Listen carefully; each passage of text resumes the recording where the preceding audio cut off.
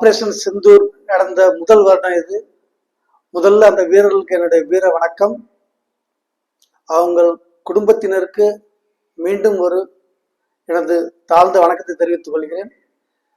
மேலும் பஹல்காம் தாக்குதலுக்கு 26 மினிட்டுக்குள்ள தீவிரவாத முகாமுக்குள்ளே நுழைஞ்சி அதிரடி தாக்குதல் நடத்தின இந்திய இராணுவமும் இன்டெலிஜென்ஸும் அவங்களுக்கு ஒரு பெரிய வாழ்த்துக்கள்.